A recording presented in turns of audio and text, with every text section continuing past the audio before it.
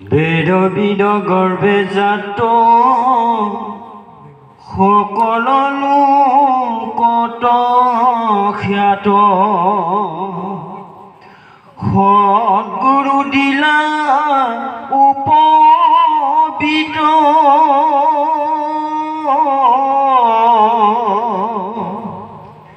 পাছে লৈলা দীক্ষা মন্ত্ৰ জানয় আগম তত্ত্ব কিন্তু ভক্তি নকৰে হৰিত তাৰ জন্ম কৰ্ম আবে কোন কৰ্ম কৰিবে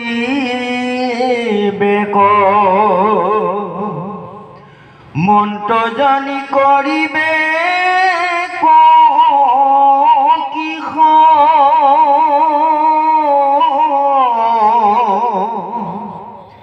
যিটো মহামণ্ড ভাগি ভৱ তৰিবাক লাগি যিটো জনে নপাইলে দিশ দেৱতাৰ গণৰ সম আয়ু পায়া মনোৰম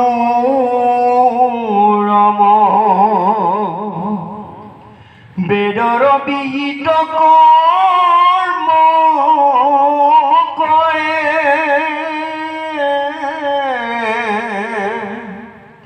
পৰম উত্তম সাৰ হৰিত ভকতি তাৰ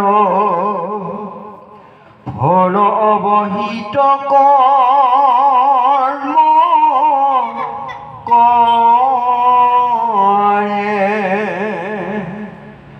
শাস্তে বা কৰিব কিহ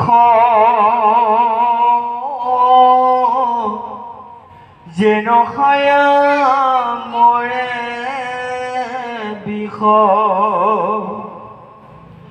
ইহ পৰ লোক নাহি সুখ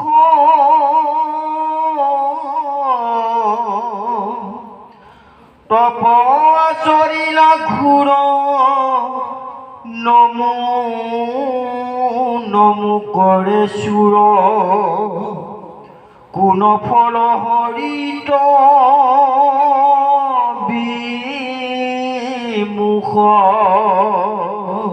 এতিয়া পুনৰবাৰ নাৰদে কৈছে যিসকল মহা মহমতী জ্ঞান আহৰণ কৰিবৰ কাৰণে গুৰুৰ আশ্ৰয় লয় শাস্ত্ৰৰ আশ্ৰয় লয় আৰু সেই জ্ঞানে ঈশ্বৰক নভজি সেই জ্ঞানেৰে নিজৰ বিষয় কৰ্ম চৰিতাৰ্থ কৰিবৰ কাৰণে প্ৰযত্ন কৰে সেইসকলৰ সমান মহামন্ত্ৰভাগী নাই তেওঁলোকে কোনো কাৰণতে ভৱসাগৰ তৰিব নোৱাৰে গতিকে সেইসকলক এনেদৰে কোৱা হৈছে যে যিটো তাৰ জন্ম নাহি আবে কোন কৰ্ম কৰিবেক মন্ত্ৰ জানি কৰিবেক কিহ জ্ঞানখিনি যেনিবা আমি ল'লোৱেই শিক্ষাখিনি যেনিবা আমি ল'লোৱেই সেইখিনি জ্ঞান শিক্ষাৰে যদি লোকৰ দহৰ যদি উপকাৰ সাধন কৰিব নোৱাৰে সেই জ্ঞানটো আহৰণ কৰি আমাৰ কি লাভ চিন্তা কৰি চাবচোন বাৰু আমি যেনিবা পঢ়ি শুনি ডাঙৰ এটা ডিগ্ৰী ল'লোঁ পঢ়ি শুনি ডাঙৰ ডিগ্ৰী লৈ আমি এটা ডাঙৰ ভাল কৰ্ম সংস্থাপন ল'লোঁ এই কৰ্ম সংস্থাপনটো লৈ আমাৰ নিজৰ ধন দৌলত ঐশ্বৰ্য বিভূতি বিষয় ভোগ কৰাতে যদি ব্যস্ত থাকে তেতিয়াহ'লে এই জ্ঞানে সংসাৰৰ সমাজৰ কিবা উপকাৰ সাধন হ'লনে বাৰু যি জ্ঞানে হৰি বিমুখ কৰে সেই জ্ঞান কেতিয়াও জ্ঞান হ'ব নোৱাৰে প্ৰকৃতপক্ষে সেইটো এটা অজ্ঞান অহংকাৰ এইটোৱে আনৰটো উপকাৰ সাধন কৰিব নোৱাৰে নিজৰো সৰ্বনাশ মাতি আনে।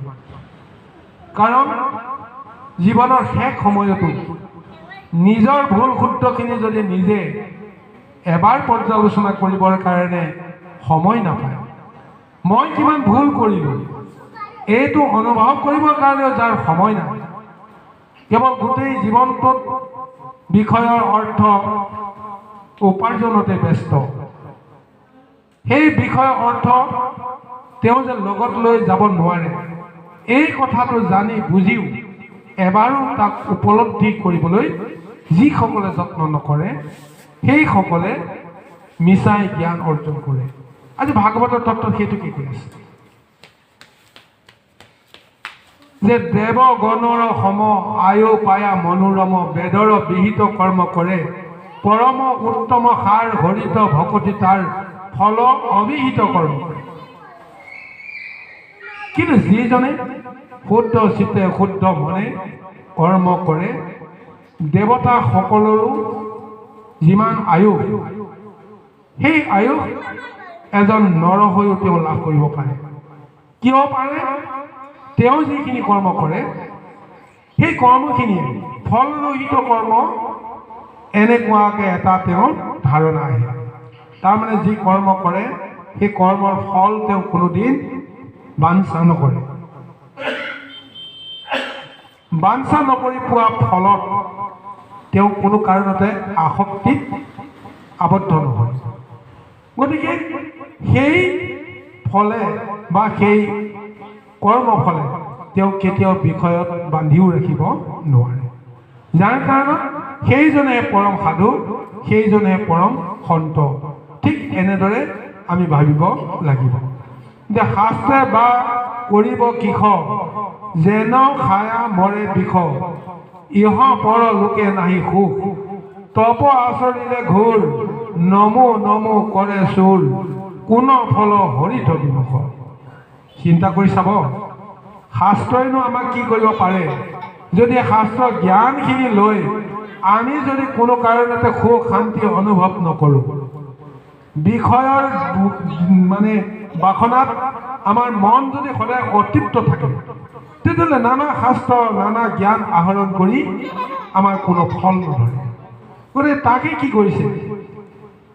আমাক সুন্দৰভাৱে তুলনা কৰিছে যে এজন মহাচুৰ, চুৰ কৰ্ম কৰি তেওঁ পাপ কৰিলে, পাপ কৰাৰ পিছত তেওঁ ৰাম নাম স্মৰণ কৰিলে, তেওঁ কিবা লাভ হ'বনে বাৰু?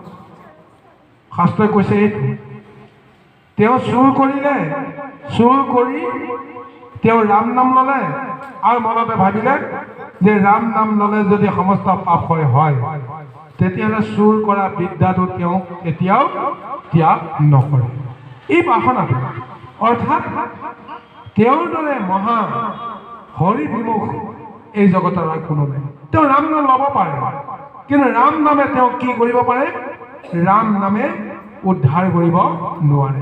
কাৰণ ৰাম নামত তেওঁ কি কৰিলে? শৌৰ্য বৃত্তি সানি দিলে, হয়নে নহয়?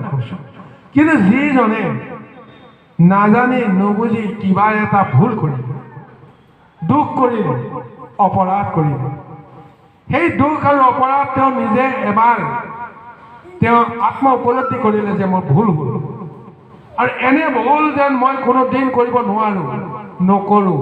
তাৰ কাৰণে যদি তেওঁ অংগীকাৰ কৰে, তাৰ কাৰণে তেওঁ যদি নামত শৰণ লয়, মুখেৰে যদি হৰি নাম লয়, হৃদয়ত যদি হৰি ৰূপ যদি তেওঁ স্মৰণ কৰে, তেতিয়াহ'লে সেইজনে দ্বিতীয়বাৰ আৰু ভুল কৰিব নোৱাৰে। ৰত্নাকৰে এবাৰে ভুলৰ উপলব্ধি কৰিছিল যে মোৰ ভুল হ'ল। সেই উপলব্ধিটো কেতিয়া আছিল? নাৰদে যেতিয়া তেওঁ গৈ অন্তিম মুহূৰ্তত দেখা দিলে, নাৰদক মাৰিবৰ কাৰণে যেতিয়া আগবাঢ়ি আহিছিল, নাৰদে যেতিয়া তাক এষাৰ কথা কৈ ৰাখি দিছিল যে ৰবা, তুমি যে মোক মাৰিব বিচাৰিছা বা মোক মাৰিবা, কিন্তু কথা এটা সোধো, তুমি তাৰ উত্তৰটো দিয়া, তাৰপিছত তুমি মোক মাৰা কৰা কাটা কি কৰা কৰিবা। যে কি কথা কোৱা, মোৰ সময় নাই। যে তুমি ইমানবিলাক যে নৰহত্যা কৰিলা, হত্যা কৰিলা, লুণ্ঠন কৰিলা, কিমান পাপ হৈছে এই পাপবিলাকৰ তুমি হিচাপ ৰাখিছা? তেতিয়া তেওঁ উপলব্ধি কৰিছে, মই যদিও পাপ কৰিছোঁ, এই পাপটোতো মই অকলে ভোগ নকৰোঁ, এই পাপৰ ভাগ হ'ব। কাৰণ এই পাপৰ ধনবিলাক যিসকলে ভুগিছে, যিসকলে খাইছে, সেইসকলেও এই পাপৰ ভাগ পাব, গতিকে মই অকলে নাপাওঁ। তেতিয়াই নাৰদে তেতিয়া তেওঁ কৈছিল, বা হ'ব, তুমি সুধি অহাগৈ যোৱা, তোমাৰ ঘৰৰ সমস্ত ভাৰ্যা, পুত্ৰ, পত্নী, পিতৃ, মাতৃ, এই সমস্তবিলাককে তুমি এবাৰ সুধি আহা, তেওঁলোকৰ কাৰণে তুমি যিহেতু পাপ কৰিছা, মোক লাগে তুমি গছতে বান্ধি থৈ দিয়া, মই লৰচৰ কৰিব নোৱাৰাকৈ ইয়াতে ৰৈ থাকিম, তুমি সুধি আহা। সুধিবলৈ যাওঁতে এইটো কথাটো ধৰা পৰি গ'ল। কোনোজনেই যেতিয়া তেওঁৰ পাপৰ দায়িত্ব নল'লে, সেইদিনাখনেই তেওঁ এবাৰেই তেওঁ ভুল উপলব্ধি কৰিছিল, গোটেই জীৱনটো মই মিছাই খেদালোঁ, গোটেই জীৱনটো মই বৃথা কৰ্ম কৰি পাৰ কৰিলোঁ, এতিয়া মই কৰ্মৰ ফল ভুগি এতিয়া মই কেনেকৈ উদ্ধাৰ পাম? তাৰপিছতে নাৰদক বান্ধ মুকলি কৰি তেওঁৰ চৰণত পৰি তেওঁৰ ওচৰত শৰণ ল'লে, মোক এতিয়া আপুনি উপায় দিবই লাগিব, যিটো উপায় দিলে মই তৈ যাব পাৰিম। তেতিয়া এবাৰেই সেই উপায়টো তেওঁ সুধিছিল, আৰু এবাৰেই তেওঁ ভুলটো তেওঁ উপলব্ধি কৰিছিল। তাৰপিছত বাৰে বাৰে তেওঁ সেই ভুলটো কৰা নাই। যি গুৰুৱে যি মন্ত্ৰ দিলে, তুমি ৰাম নাম মুখত লোৱা, আৰু অন্তৰ শুদ্ধি নোহোৱালৈকে, দেহ শুদ্ধি নোহোৱালৈকে তুমি ৰাম নামকে জপ কৰা। মুখত ৰাম নাম আহক নহওক বেলেগ কথা, কৰ্ণপথে হৃদয়ত তোমাৰ এই নামটো তুমি ধাৰণ কৰি লোৱা, ধ্যান কৰি লোৱা। ধ্যানত নামটো তুমি লোৱা, মুখেৰে যত্ন কৰা।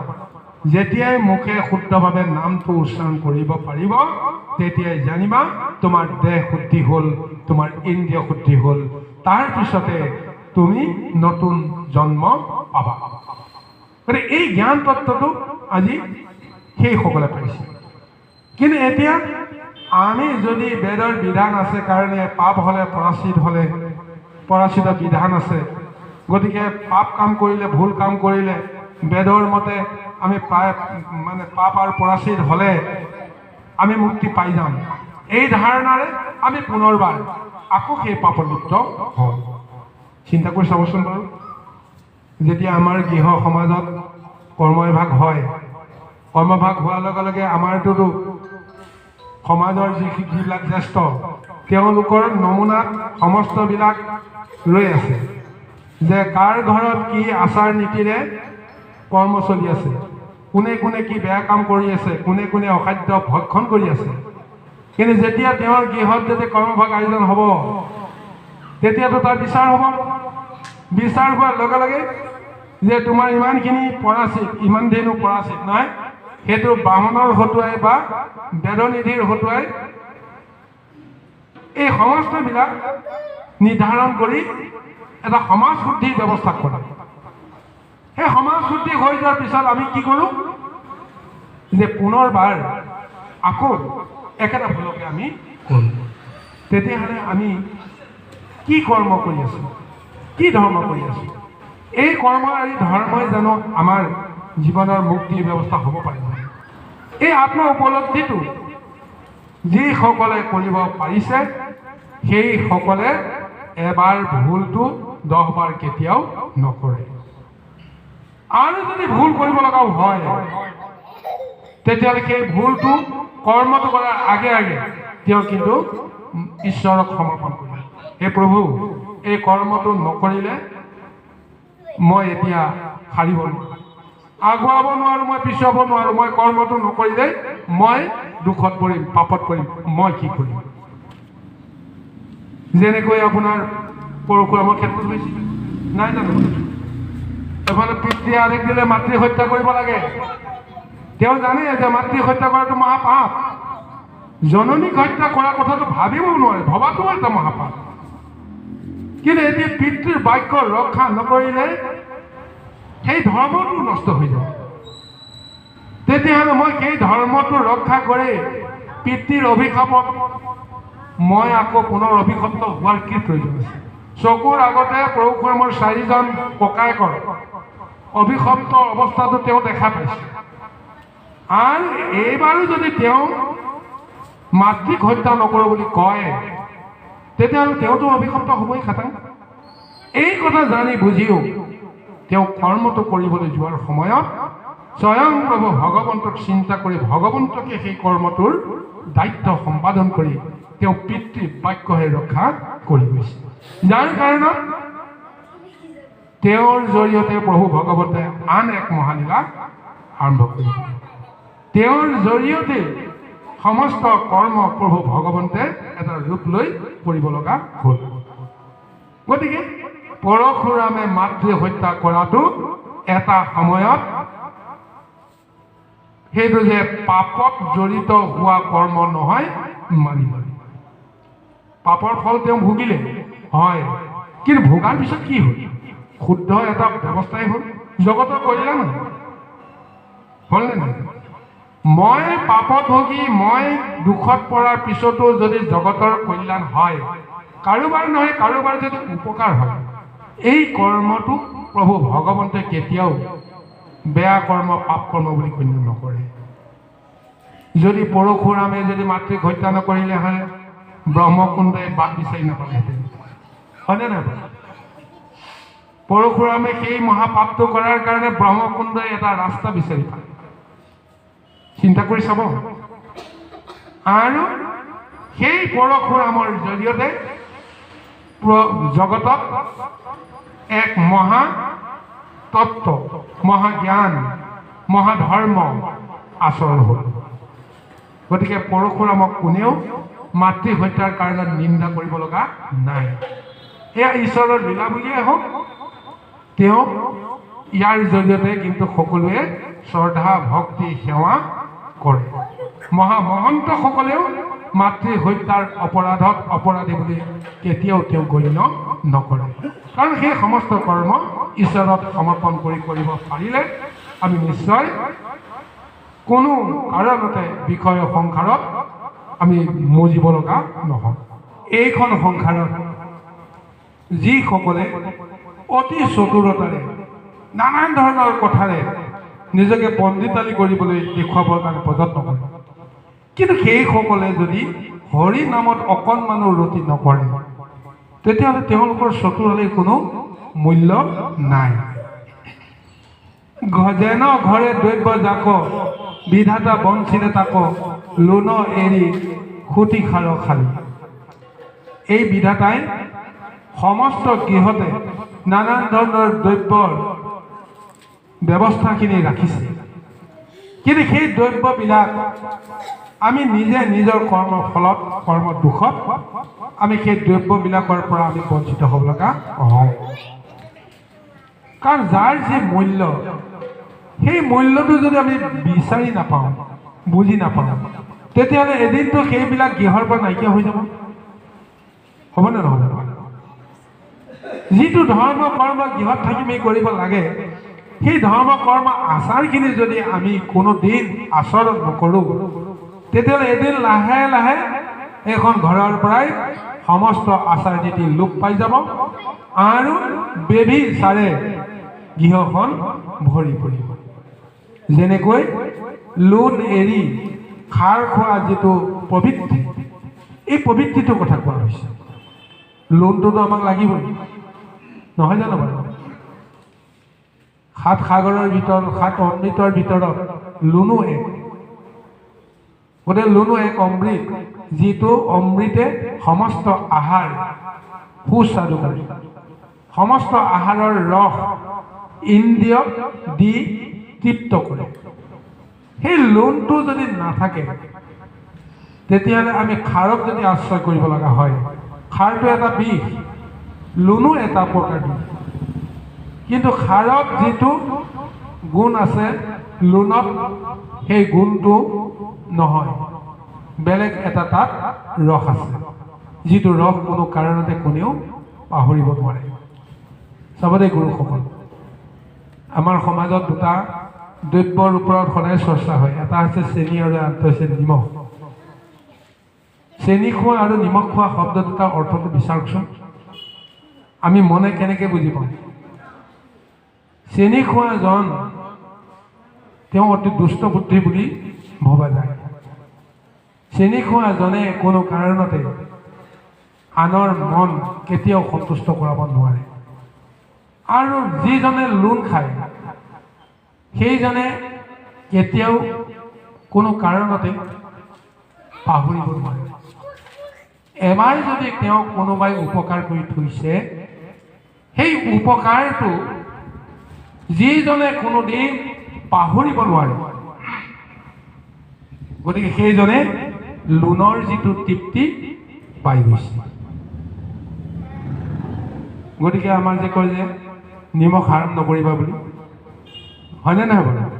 গতিকে লোণত ইমান এটা মহাশক্তি আছে, যিটো লোণ আমাৰ সমস্ত দেহৰ ভিতৰত ৰুমে ৰুমে সোমাই আছে। আছেনে নাই? আমাৰ ঘামৰ লগত কেৱল সেই লৱণ শক্তিটোৱে বাহিৰ হয়। চিন্তা কৰি চাবচোন বাৰু। গতিকে দেহটো কিমান লুণীয়া দেহ হৈছে। লোণ সাগৰতে তৃপ্ত হৈ আছে আমাৰ ক্ষীৰ সাগৰৰ সমস্ত সম্পদ। যদি আমি চিন্তা কৰি চাওঁ সেইটোৱে নহয় জানো?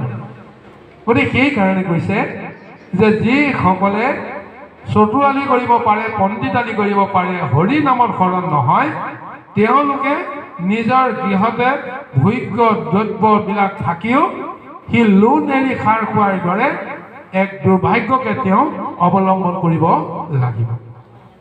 আৰু কৈছে 4 শ্লোক একবাৰে যিজনে কৰিব পাৰে, অনেক শাস্ত্ৰত আছে হিয়া। যিজনে যিটো 4 শ্লোকৰ কথা কৈছে, জ্ঞান বিজ্ঞান তদং ৰহস্য, এই 4 তত্ত্ব 4টা শ্লোক যিসকলে হৃদয়ংগম কৰিব পাৰে, সেইসকলে হৃদয়ত সৰ্বশাস্ত্ৰ বোলে বাস কৰে। ভাগৱতৰ 4টাই শ্লোক নহয় জানো? জ্ঞান বিজ্ঞান তদং ৰহস্য।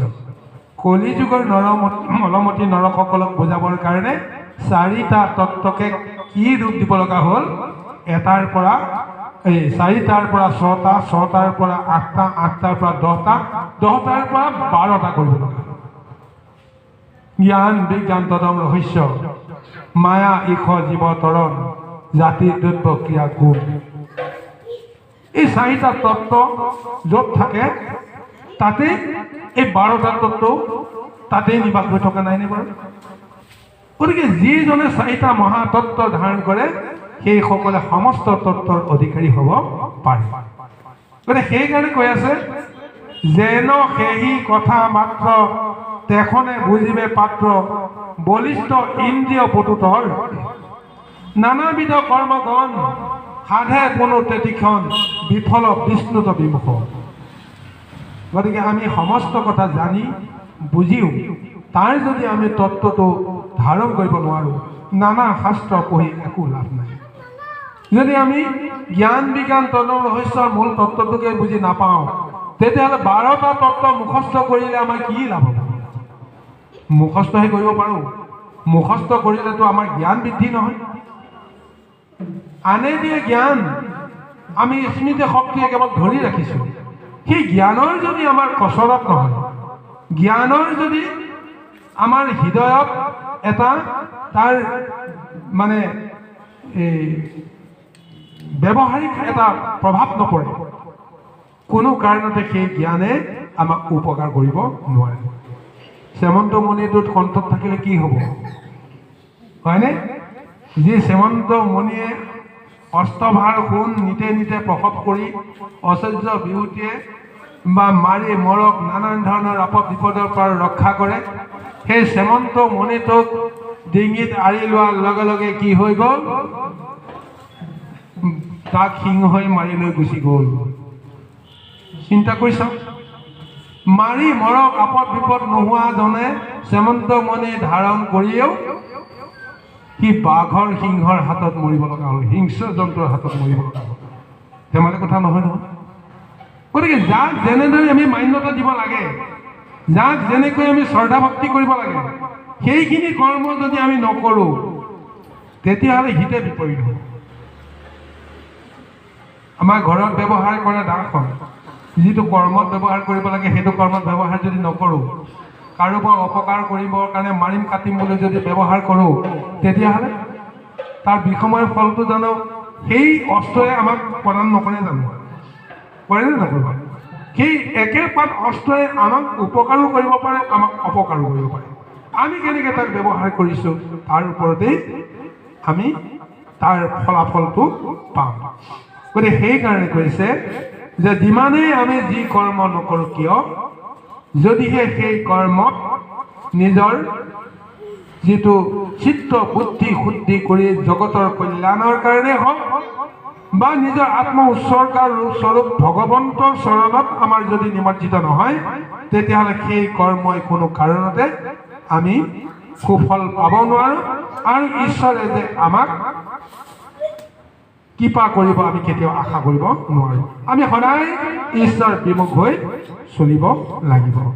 সেইসকলে যদি জ্ঞান বুদ্ধি দৰ্শনেৰে সৈতে অষ্টাংগ যোগৰো যদি তেওঁ অধিকাৰী হয়, অষ্টাংগ যোগ তেওঁ যদি কচৰত কৰিবৰ কাৰণেও যদি সামৰ্থ্য হয়, তথাপিও তেওঁ মুক্তি নাপায়। কিয় নাপায়? যোগৰ জ্ঞানটোহে হ'ল। সেই যোগটো লৈ তেওঁ কিন্তু জীৱাত্মা আৰু পৰমাত্মাক এক কৰিব নোৱাৰে। বাৰে বাৰে তেওঁ যোগভ্ৰষ্ট হ'ব। এজন সাধুৱে আমাক কৈছিল, তেওঁ এজন ডাঙৰ পণ্ডিত, গুৰুস্থানীয় ব্যক্তি। সকলোৱে জানে তেওঁ যোগ ধ্যান কৰে, সকলোৱে জানে তেওঁ বহুত জ্ঞান আছে। সেইজনে মৃত্যুৰ আগে আগে কৈছিল, প্ৰকাশ কৰি গৈছিল যে মই বহুবাৰ যত্ন কৰিছিলোঁ, মই যোগ সাধন কৰি মই যাম বুলি, কিন্তু নোৱাৰিলোঁ। কিবা নহয় কিবা এটা ব্যতিপাত আহে।